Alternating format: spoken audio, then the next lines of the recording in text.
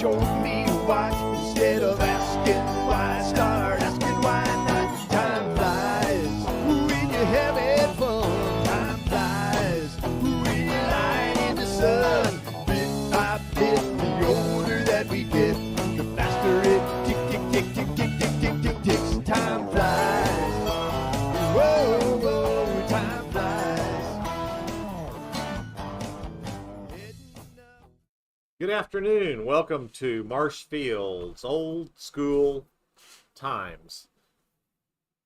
We've been doing this now for a few weeks, and we really have had some fun talking about the old days here at Marshfield High School and in the Marshfield area. Our introductory song there, Time Flies, by one of our good friends from school days, Dennis Beck. Dennis, thank you for allowing us to use that song, and time truly does fly, that's for sure. Today I have kind of a special show. It's a little bit different. We're going to talk a little bit about what's going on in the school building today. Also going to talk a little bit about the history of the building. So my guests are going to be a little different this week. I've got my son Landon Fraker here with me today. Landon, welcome. Hello. Thanks for being with us. Landon owns the Retro Zone Arcade, which has moved down from 202 South Crittenden, just up the street, into the campus here on the East Wing.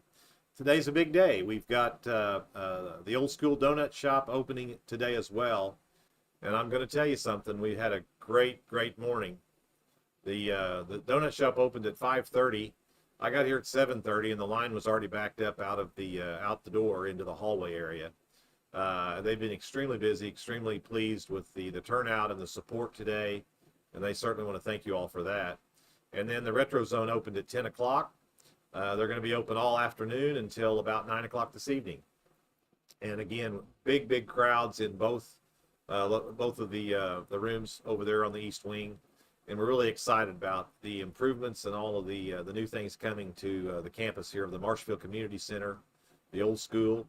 We also call it Grand Central right here in Marshfield.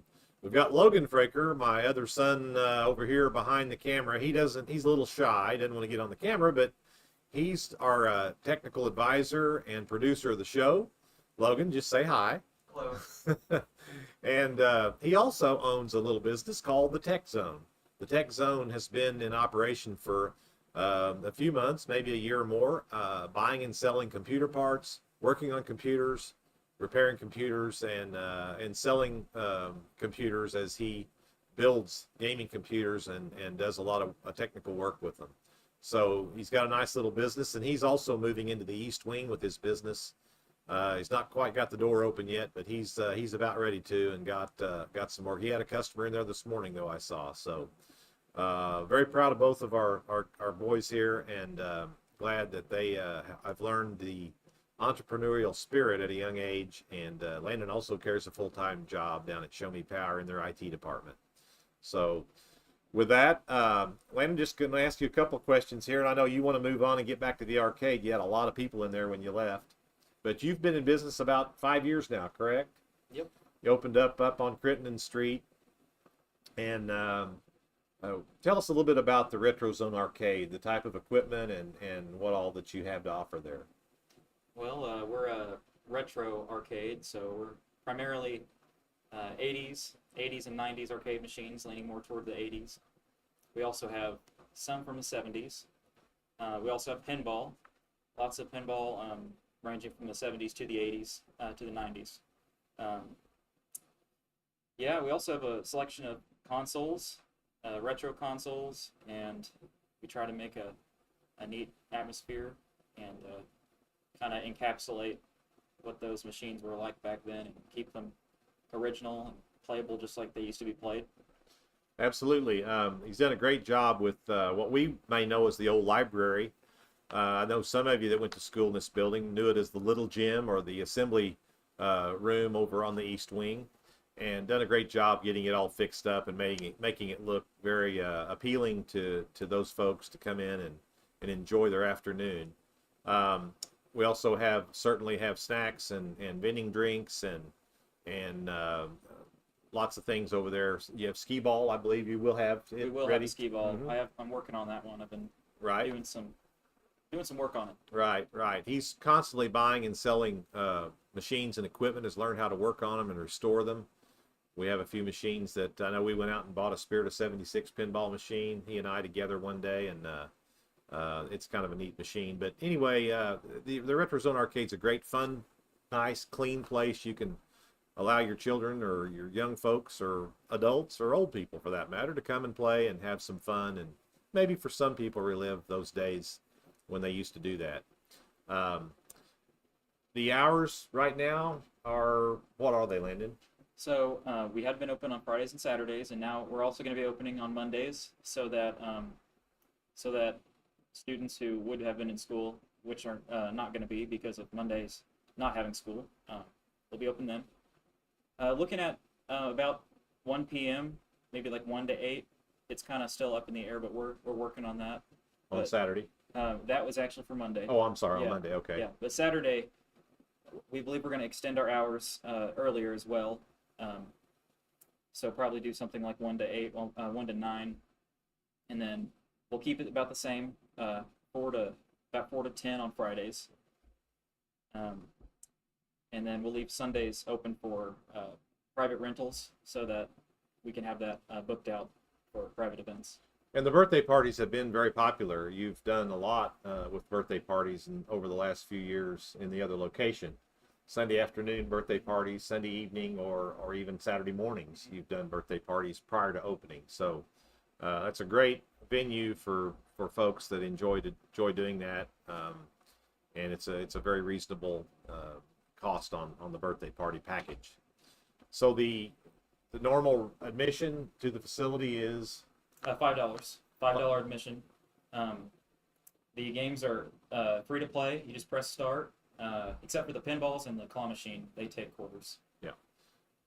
So that's a little bit about the Retro Zone Arcade. Again, we invite you to come down and enjoy time. If parents, if you want to come and sit and watch your kids play, you certainly don't have to pay the admission. If you're not playing, you don't pay.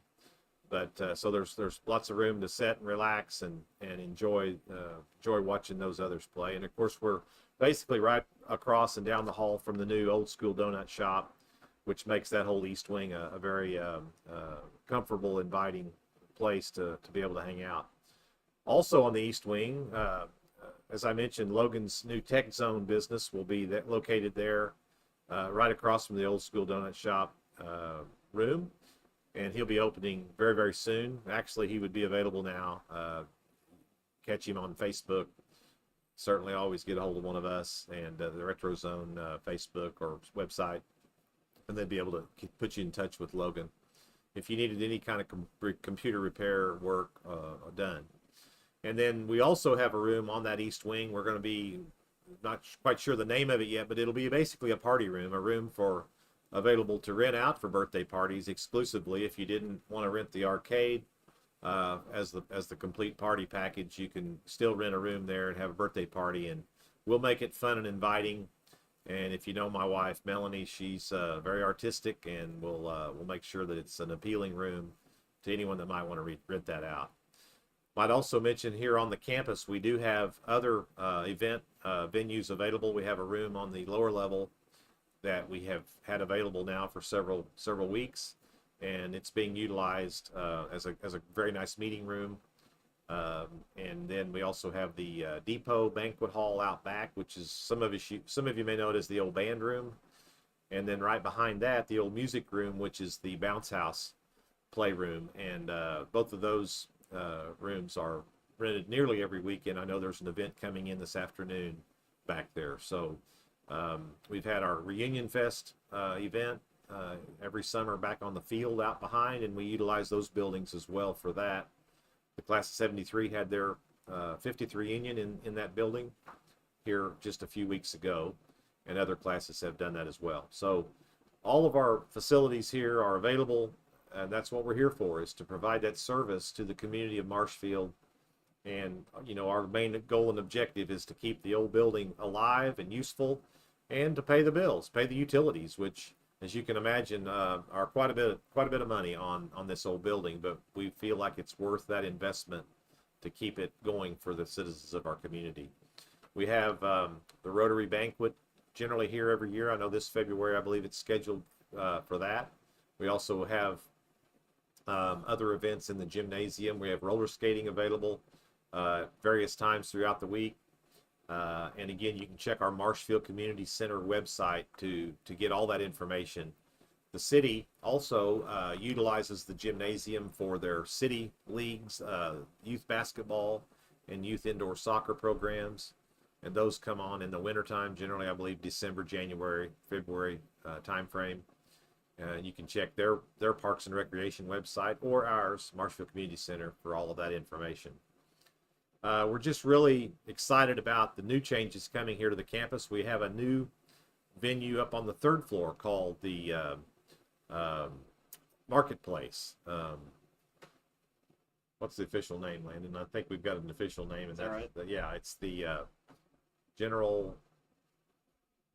I don't know what she went with. I'm drawing a blank. But anyway, it's a venue on the 3rd floor where we've got some folks that have boutiques up there. Apparel boutiques. We have a lady that is in the Tupperware business that has one of the rooms, and some of them may be on here in just a minute. I think Logan went to round up some of our other tenants and talk about that. Grand Central Marketplace is the official name of that those shops on the 3rd floor.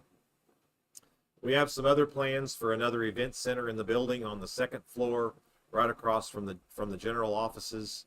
An event venue. It'll probably accommodate 75 people. It'll be a warehouse industrial look with the brick walls exposed, the wood floors, the higher ceilings, and I think you all will enjoy that event center once we get that one going later on down the road. We have some other folks that have talked to us about some various rooms in the building, and you will be hearing more about those as they come online a little bit later this fall. But a lot of exciting things again, and I wanted to take today's podcast just to introduce everyone to everything we have going here. As most of you probably know, the gymnasium was built in 1954. When it was built, the restrooms were not handicap accessible. You do have to go down some steps. However, in the late 80s, the public school system added some handicap accessible restrooms and added ramps and all the things necessary for those restrooms to be accessible to the gym area. Now that we have all of the campus under our wing, so to speak, those restrooms are always open and available anytime the gymnasium is used. So we do have those handicap accessible restrooms available. And then those restrooms are also accessible over to the east wing where we've had our new expansion. And then there's also other restrooms over there. So all the facilities, the accommodations are available that would be necessary for anyone that wanted to come. Landon, is there anything else you'd like to add? I know you want to get back to the arcade. You're very busy down there. Got a lot of folks. So I don't know. Come check it out if you want to. That's right. That's right. Well, thank you for coming in today. And we invite you to come to the Retro Zone Arcade here at 114 East Commercial Street, Marshfield, Missouri, right where Crittenden Street dead ends on to Highway 38, Commercial Street. Thanks, Landon. Thanks. We're going to bring another guest on now. We're very, very, very happy to have a family that probably one of the hardest working families I've ever met. They've been working for the last 30 to 60 days over in the East Wing, right on the front northeast corner with the new donut shop, Old School Donuts. So with that, Brett, why don't you come on in? Welcome. Yeah. Welcome to Good to Old see School you. Times. Yeah, good to see Yeah. you. You've had quite a day. What time did you get here this morning? Right around midnight. So, Right about midnight. Yeah. So that's almost yesterday. So Brett Lamar is one of the co-owners of the Old School Donut Shop. It's kind of the popular spot in town here right now. And Brett, this is a very informal podcast. We're going to talk a little bit about your business and a little bit about maybe you and your families and what brought you to Marshfield, what got you into the donut business and the whole deal. So I'm going to turn the mic over, and we're just going to start with tell us a little bit about yourself and your family. yeah. So there's three families that own this donut shop. The three sisters, two twins. One of my wife is one of those twins, and their younger sister. And then us three husbands of them kind of just do what we're told. I know that is. So that's always fun. But my wife has been in bakeries and donuts cakes. She used to make all kinds of shaped cakes, and she decided to venture into donuts a little bit, and she took a break to become a teacher. We moved up here because of her two sisters. She's from the area, out in Fairgrove, for graduate high school from there.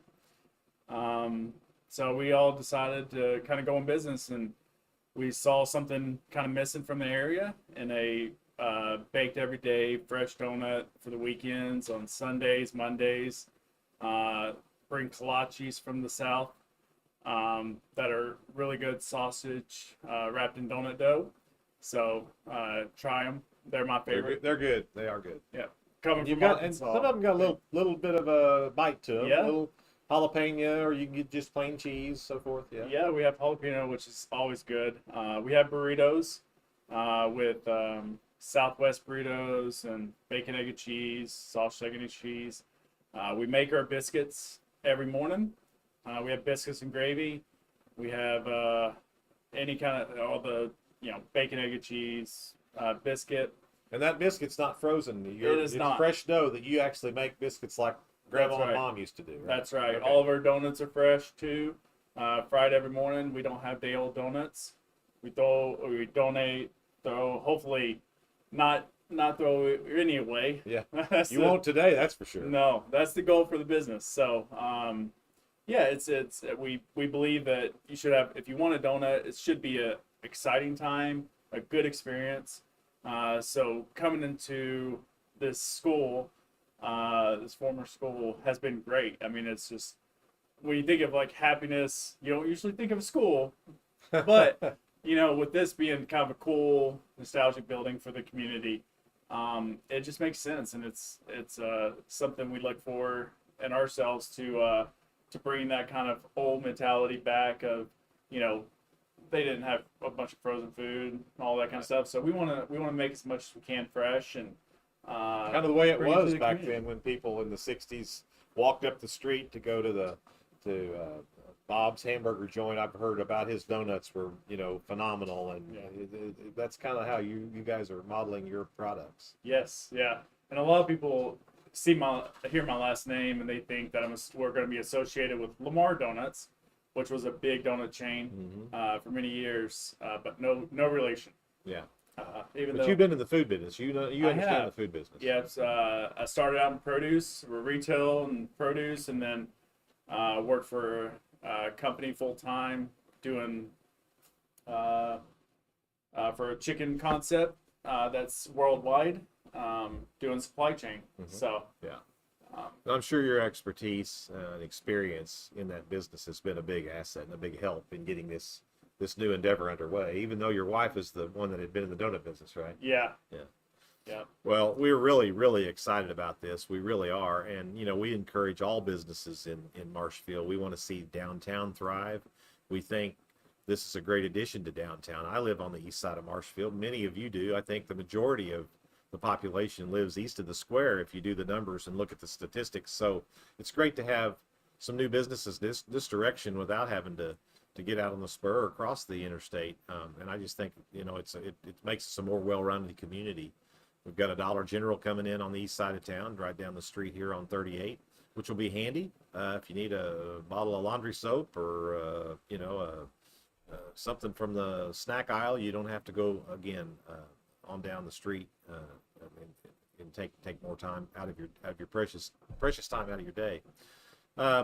So, Brent, I guess the big concern would be for you is, I think you were a little overwhelmed today and yesterday, because I've been around here, and my gosh, would you have ever great. thought the support would have been this great for your new products? No, we wouldn't. We didn't. I mean, we knew we had to produce a lot. Just being opening day. I mean, everybody's gonna want to try it, right? But so we planned for 150 pounds of production of donuts, of just donuts. Yeah. Just the yeast, actually. Yeah. Not to say cake. Wow. We're gonna be a little over, almost close to 300 pounds. Double what you expected. Yeah. That's unbelievable. Really is unbelievable. Yeah, so it's a massive undertaking. A lot of cake donuts. We actually currently we're still frying, still cooking. Yeah. We got some Long Johns and stuff coming out right now. We're open till 2 today, so Yeah. still got some time Yeah. to get some. Now, normally you're not going to be open till 2, but this Nope. is grand opening day, and they agreed to, because we wanted the Retro Zone grand opening to be, 10 to 2, and they agreed to do that as well.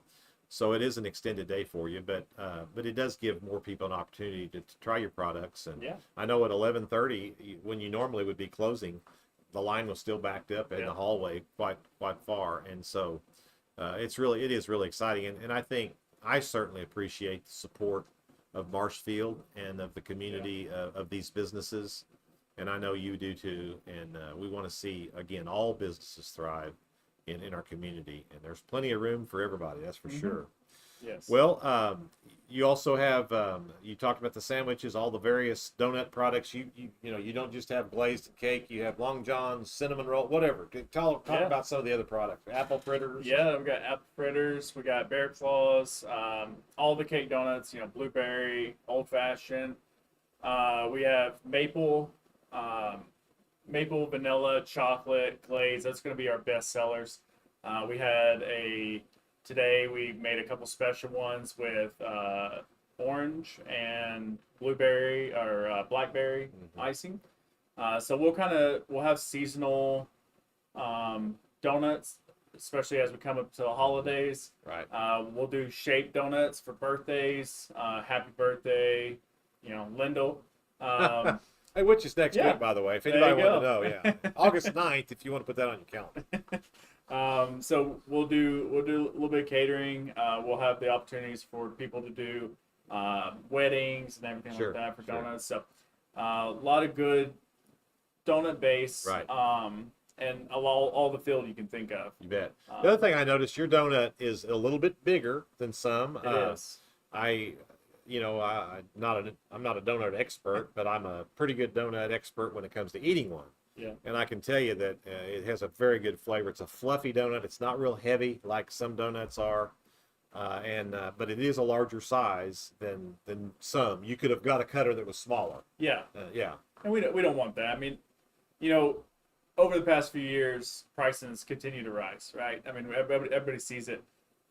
We wanted to give the most bang for your buck. Yeah. I mean, in the end, their cost is there, but we want to make sure that you come and you have an enjoyable time.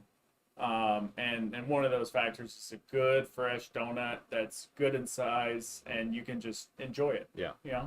It's a big thing, and Yeah. I've always enjoyed donuts. I'm not a cake donut eater. I mean, there's people love them. There's a space for them. Yeah. I like my yeast. Yeah. But we try to make them as big and fluffy and nice as possible. Well, you definitely have a good product, and that was proven today. And I heard so many comments from so many people as they were leaving. And now, the other thing that you have that is really important, I think, is the drive-up window. Yeah, really excited about that. Been very busy today. We're gonna make some, improvements to make it a little bit more seamless. But it's been great. Big reception, big warm reception. Everybody's been awesome. Yeah. They've understood that there's a little bit of a wait. We're trying to catch up on the doubling of what the expectation was. So we'll have that drive-through window 5:30 to 11:30, same times as the 5:30 to 11:30. Yep. That's the hours. And you can, if you take a little early lunch at 11 or something like that, you can come and get one of those kolaches or a burrito, breakfast burrito. 11 o'clock would be a great lunch, and so that's always an option. You've got of course all kinds of juices, chocolate milk, things like that, like you would expect in a good donut shop. We do. Coffee, their coffee is very good. Now tell us about that coffee. You talked about that one. It's a really good. I'm not a coffee drinker. My wife is a avid coffee drinker. It's a place in Bentonville, Arkansas called Airship. They have won national awards. They're about, I can't remember their exact age, but they're not a very old company. If you ever get a chance to go down there, they have some of the coolest buildings on the trails, and it's really neat. Airship. But Airship at Kohler is one of them, but they just they're not a bitter type of. No, it was good. I had this coffee. morning. Yeah. We got their cold brew. We do iced coffee, we do cold brew, and we do hot, along with some flavorings, half and half, whole cream, vanilla, mocha. How many all people that use whole cream in their coffee anymore? Not many. Not So many. You got no, that offer. You can mainly offer half that. and half. Yeah. And the flavorings. The Right, flavorings, right. I think, and iced.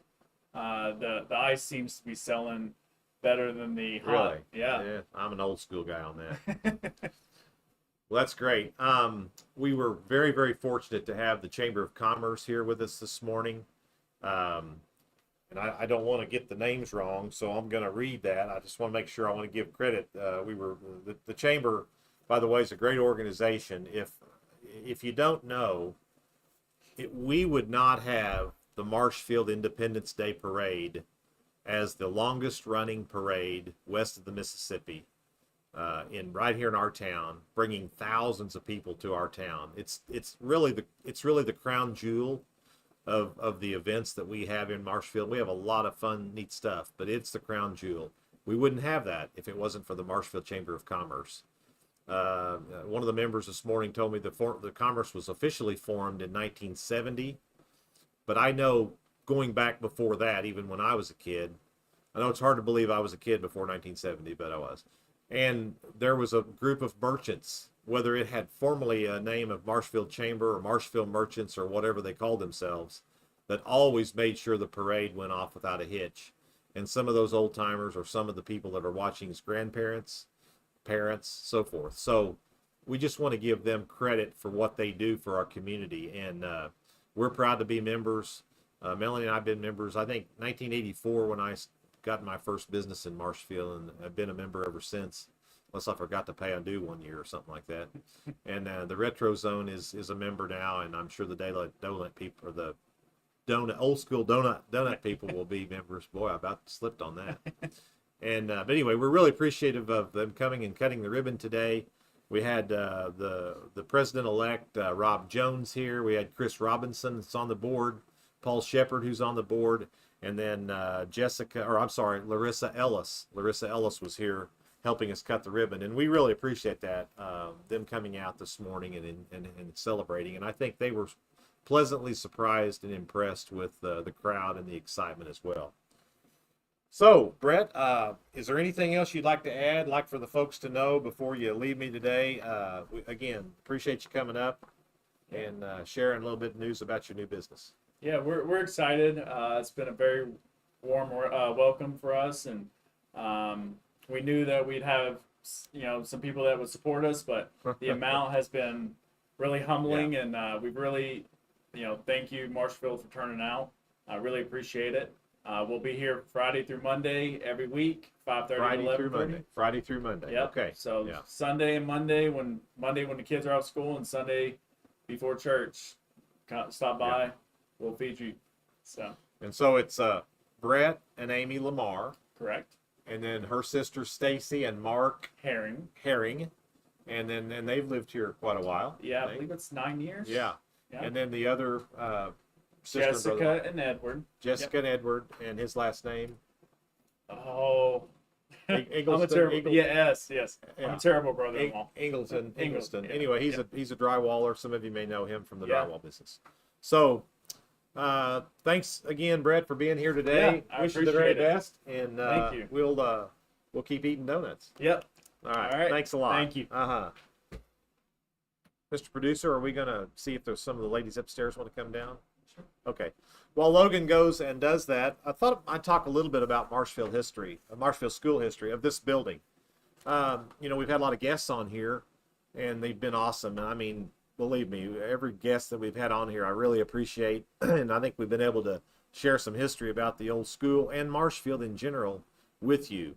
But we haven't really had time to talk about the campus that much and the history of the campus. So I thought I might do that today. First, I want to give some credit to the Webster County Historical Society. Now, those of you that have been around a while probably know and are familiar with this set of books. The Webster County Historical Society Journal. It's a group of books, and I don't know, that's the first edition. I'm not sure exactly how many numbers there are. It looks to me like I've got all the way through number 25, so I'm going to assume there's at least 25. Hopefully I have all of them.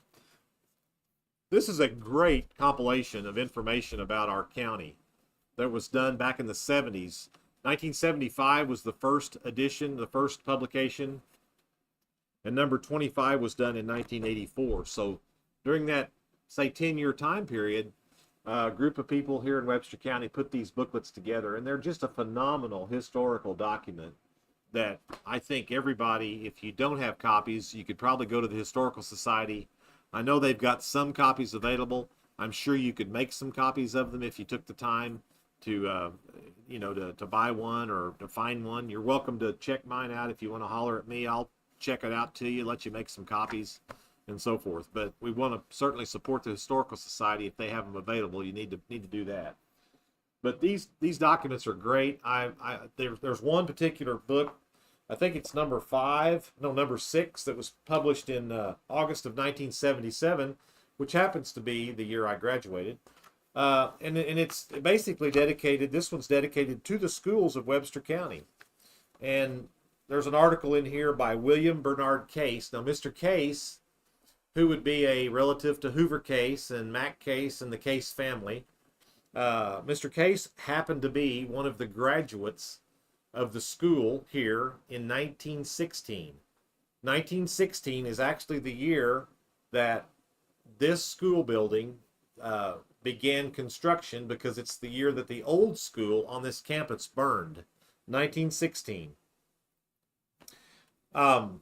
So the old school that was here, some of you may have seen pictures that had a school bell up on a steeple at the front of it, but it's set right where this building that we're in sets at the end of Crittenden Street.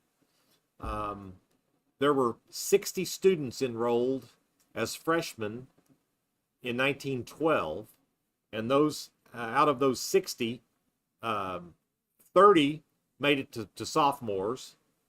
13 finally made it through their senior year, graduating in 1916. However, there was a little bit of an issue, because as they were getting ready to have their graduation ceremony in the old building that's set right here,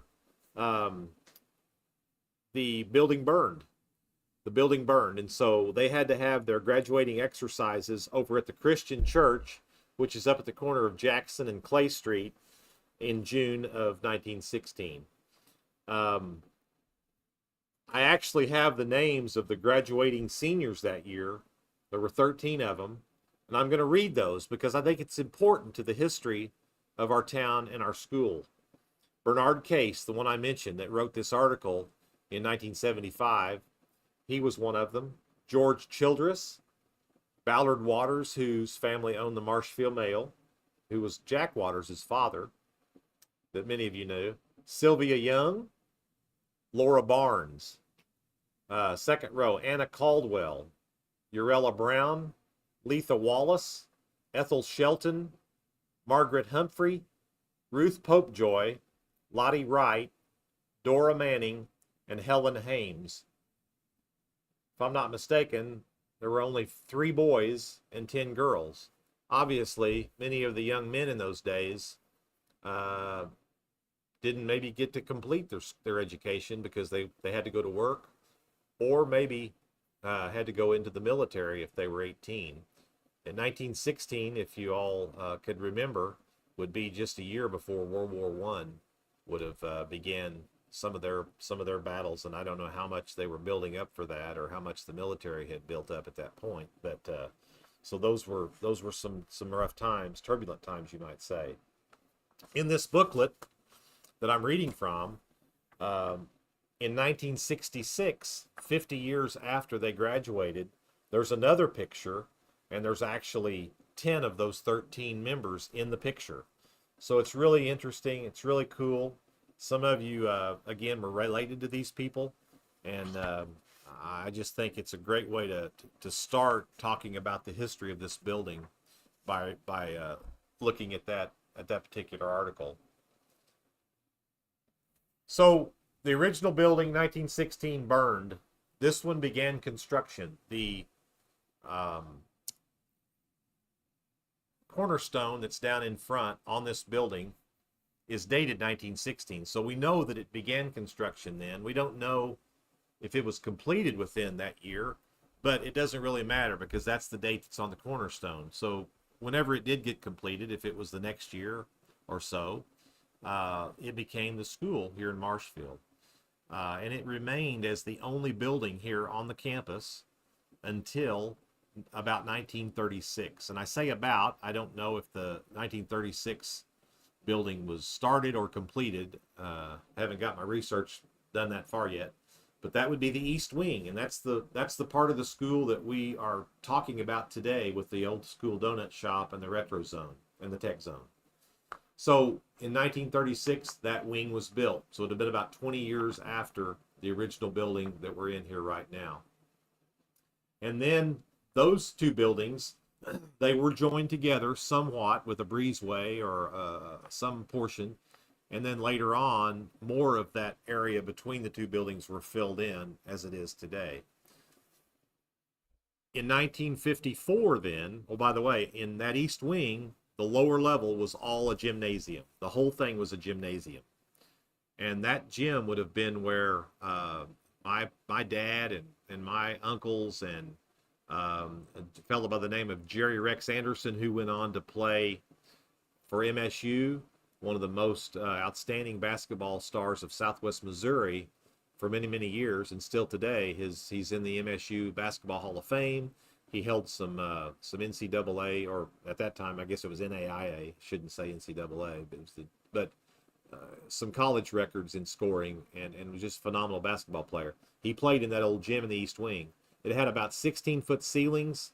When you went in the gym, you walked down some steps, and then the ceilings obviously were 16 feet from there.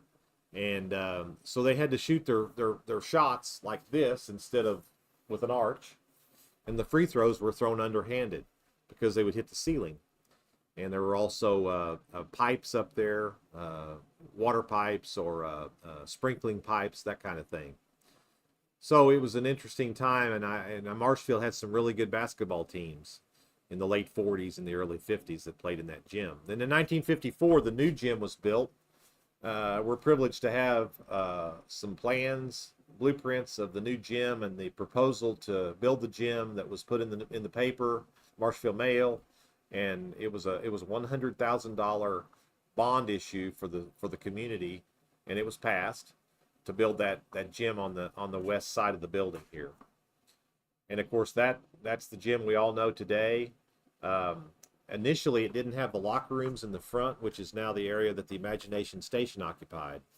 The locker rooms were underneath the stage, which those old rooms are still there. And many of us that went to this building still use those locker rooms. I know when I was in school here in the 70s, those rooms were used by the PE classes because the newer locker rooms on the front were used by the athletics departments. And so those newer ones on the front were added on in 1969, 68 or 9. And then they became the locker rooms, as I said, for the sports teams and the athletics, and the older ones underneath the stage were used for PE. And then, so that pretty much gave you the premise of the campus, the red buildings of the campus by about 69. They also had filled in all of the area between the eastern wing and the main building, which we call the foxhole area. That was all filled in by that time as well. And some more offices built on the second floor. The counselor office, which is the building, the room that we're sitting in. We knew it as Mr. Ballard's counseling office when I was in school, but that's where we're at. This is in a portion of the part between the two buildings. Underneath this is the old restroom / locker rooms that served the East Wing gym back in the 30s, 40s, and early 50s. And some of those areas, one reason we know that this part was not filled in is because there's an old coal door in the wall of one of those rooms where they used to back in. Right where I'm sitting here, this was open and they backed in order to shovel the coal into the boiler room. There's a room down there that the coal was kept in. And the old boiler was a coal burning boiler. It was replaced by heating oil sometime, I'm going to assume, in the 60s. I know that boiler was replaced in the late 90s as a replacement to the other original heating oil boiler. But they'd all replaced the coal burners many years before that. So in talking about some of the outbuildings, well, let me back up. So that this building remained sort of like that, intact until the late 80s, and that's when the restrooms were built on the lower level that I talked about here in this main part, and then the ramps were all built, so the whole lower level from the gym all the way to the east wing is all handicap accessible, and that was a big improvement that was done in the late 80s. We have the plans for that as well. By the way, we actually have the original blueprint plans for this main building, and they're very precious. And we're very fortunate to have those. It's pretty interesting to read those and look at them. After those ramps were built and this became more handicap accessible in the late 80s, then the next major renovation was done in 1991. I believe Dr. Howard was the superintendent by then. Now, Dr. Howard replaced Mr. Barr. Mr. Barr had been the superintendent from the late 50s until, I believe, 1984 when he retired. And then Jack Howard came in as the superintendent following him and was here until the earlier mid-90s. But this renovation was done under his tenure as superintendent. Quite a bit of work was done. The whole building was rewired. Everything from the central building here, the main building, the east wing was all rewired and replaced all the old electrical. That was a big deal. It was a big deal. Many new breaker boxes, service entrance, and so forth.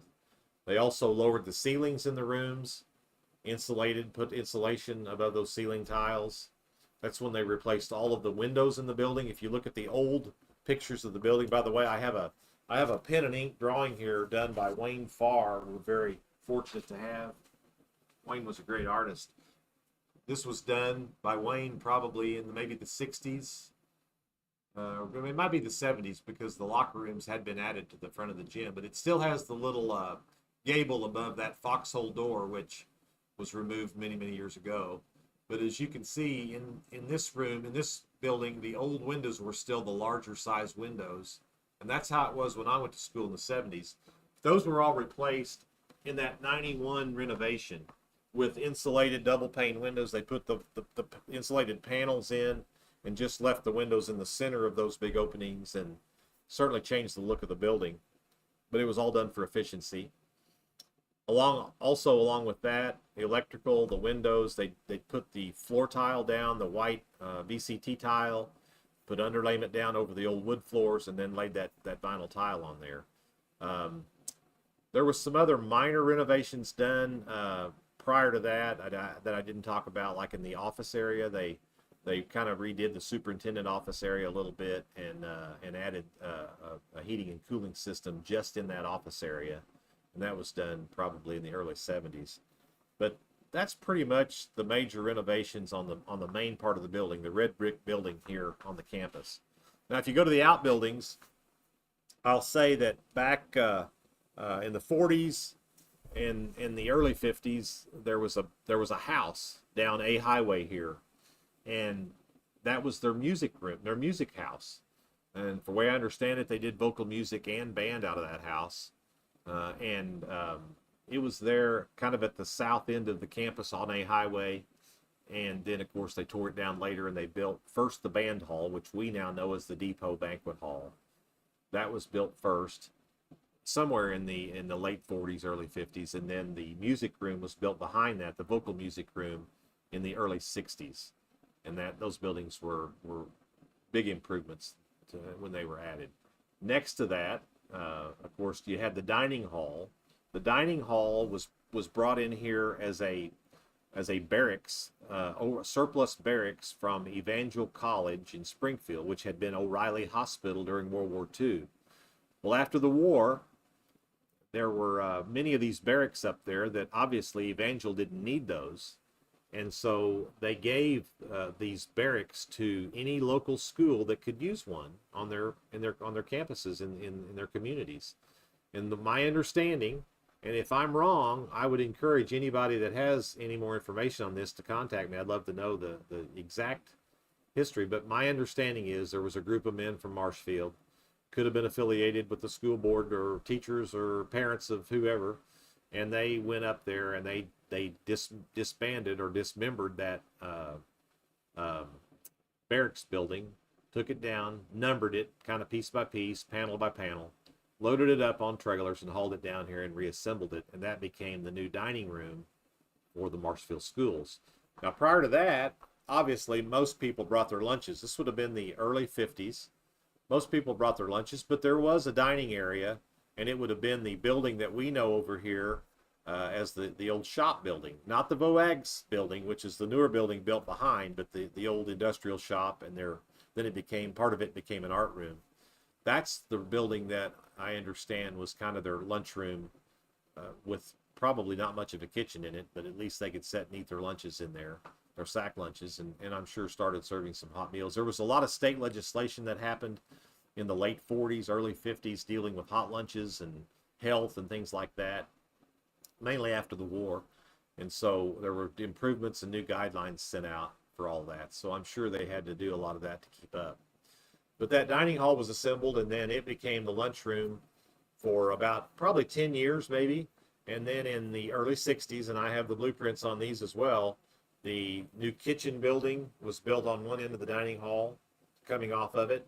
And on the other end was the new sewing room for home ec. So you had the dining hall that kind of laid east and west, the kitchen north and south on the east end, and the dining hall, or the sewing room, north and south on the west end. And those buildings are the ones that are out back here today. We know one of them is the Learning Link building, the other one is the cardio building. And those were those additions that had been added onto that old wooden dining hall that we saved and preserved when the dining hall was tore down by the public schools about the year 2000, about the time that the public schools quit using this building for the public schools, except for the alternative school, which they kept. The dining hall was tore down because it had became old and I think somewhat termite infested, and it was a wooden structure with wooden floor. And then again, we saved those other wings. But after those two wings were added on to the dining hall, the kitchen portion of the dining hall, which was on the west end, became the home ec kitchen area, cooking area for the home ec classes. So it and the sewing room were kind of together on the west end. So that's a little bit of history about that building.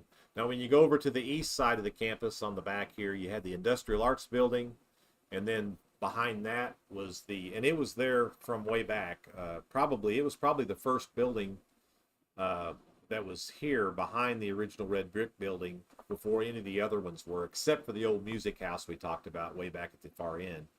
But it was over here, and then behind that, the new Voag building was built in, I think, 1958, which was now where the public school still uses that for their maintenance building. They use that building. So a little bit of history about the buildings here. I see my producer's back. Logan, did you see anybody up there that wanted to come down? Okay, all right. So I did want to mention we do have some boutiques up on the third floor, and I'd encourage you to stop by and visit those folks as we get time. I think probably the last thing we'll talk about is maybe some of the classes and how they came through this building. As all of you know, we quit using the building for public school in about 2000, except the superintendent's office still stayed in the center part, in the central office area, for a few more years until they built the new administration office over on the east campus over off of DD Highway. And then also the alternative school moved down to the lower level east wing. They had been around town in various buildings, and they came together probably 10 years ago, 12, well, maybe 15 years ago now. And they did a little bit of renovating in that lower east wing where we're working today with the donut shop and the retro zone. And the alternative kids use that area as their alternative school. This campus has served Marshfield very well. The citizens of Marshfield, the patrons of Marshfield. I think when it comes to history, before we tear something down, before we abandon it, we should do everything in our power to make sure that we can preserve it. Sometimes that's not possible. It's understandable. It just takes too much money. But if it can be preserved, and if history can carry on and tell a story to the next generation, then we keep a portion of our culture that we all have known and loved. Um, this building quit becoming a high school in 1976. Actually, 1975 was the last class to graduate from this building. So I should have said 75 actually, because 76 was the first class to graduate from the new building over on the north side of town, off of Locust and Elm Street over there, which is now the junior high. But it was the high school from 76 until about 2000, I believe, when they built the new high school over on DD Highway. And then this building became the junior high from 76 till 2000. Then they abandoned it. But prior to that, even going back to the 40s and the 50s, this building served all the grades of Marshfield. And then in 1960, they built Hubble Elementary Building over on Locust Street. 1960, 6th grades moved out of this building, 1 through 6th grades. There was no kindergarten yet. It moved over to Hubble. So there's some folks that are watching that went part of their elementary years here. My mom and dad went to elementary school on the second floor of the East Wing. There's 6 big classrooms. That was elementary. And then later on, elementary went to the lower level of the East Wing. Some of you had first grade in the very first room there where the donut shop is. Yet a corner of that room was the principal's office. Mrs. Deckard was the principal, elementary principal, for many years. Even after it moved over to Hubble, she was still the principal when I started elementary school. But there's so many memories, there's so much history in this building that the last thing we should do is abandon it. You can look around in other communities, even close by, where the buildings are dilapidated, they're not in good shape, or they've been torn down and removed. And sometimes that's what it comes to. This building's not ready for that. It's really our honor as a family, Melanie and I and the boys, to renovate this building and keep it alive, and we're really thankful that we have that opportunity. It's nothing that's going to make us rich.